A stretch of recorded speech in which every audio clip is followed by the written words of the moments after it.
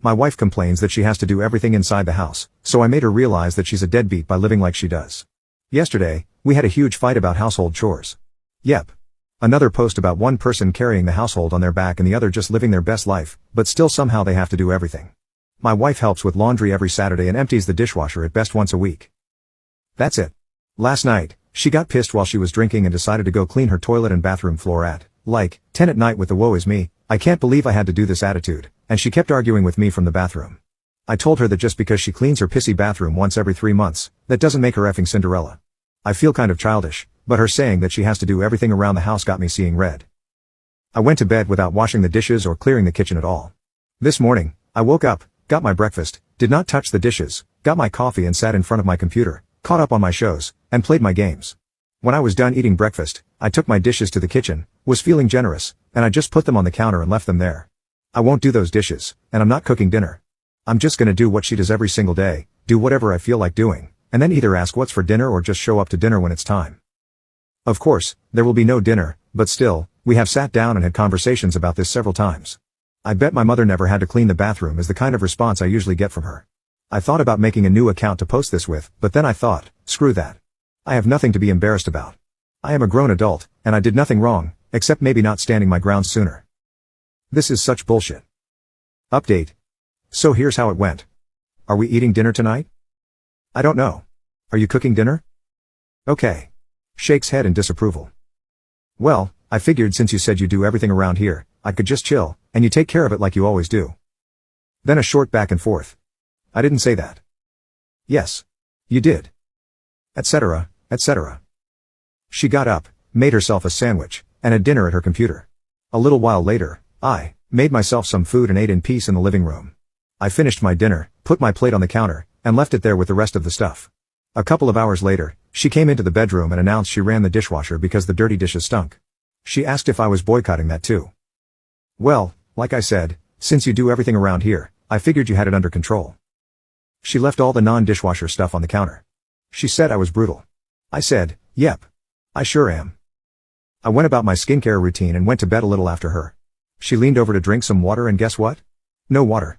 In the 16 years we've lived together, she hasn't done that particular chore once. I told her that things don't just happen by magic and turned off the light. I effing hate being this petty, and I don't really like myself very much right now. I finally opened up to a friend this afternoon. She has been through a divorce and had some good advice. I think my next step is to get an appointment with a therapist, get my head on straight, and figure out my next step. I'm working 9 to 7 tomorrow. I wonder what will be waiting for me when I get home. 16 months later. About 2 months after the original post, I finally made my first therapy appointment. Interestingly enough, the contact info for this therapist I had been looking into on Psychology Today fell into my lap at my workplace. I thought, not even I can ignore this sign or whatever you want to call it. LOL. We did a discovery call, and I've been seeing them weekly since then. The hardest part for me was the disclosure of the main issues in my marriage. I felt guilty for talking about my wife behind her back. I felt ashamed for complaining, and then I felt ashamed for allowing this treatment for so long. But the thing that made the most difference for me was having someone else to talk to that had no stake in the game. I told my therapist things that no one else knew. Not friends, not my brother, not even my father.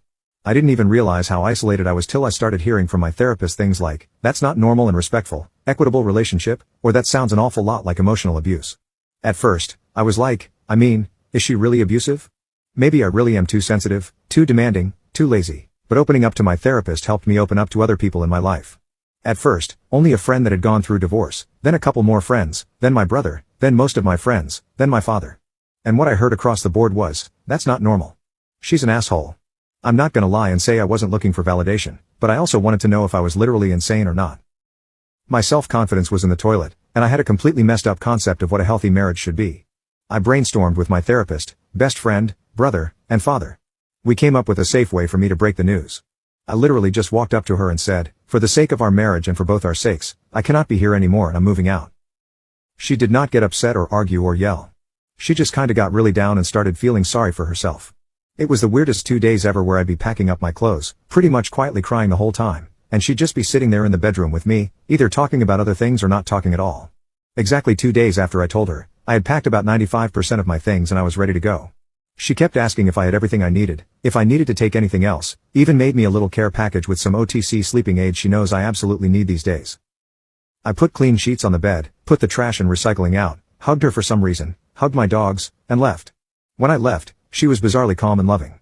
But later that night, the verbal abuse started again, saying I was leaving her alone, that she had no one else to take care of her, that she hurt too much to make food or order food, and that I was going to kill her, begging me to drop off some food.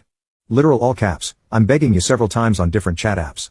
I didn't cave because she is a grown-ass woman, and I decided it was time for me to take care of myself. I have been back to the house twice to see my dogs, and I had no expectations, but it was basically me hanging out with the dogs while she went on and on about her misfortunes. A divorce is definitely in the cards for me, but a lot more of my ducks need to be in a row for that.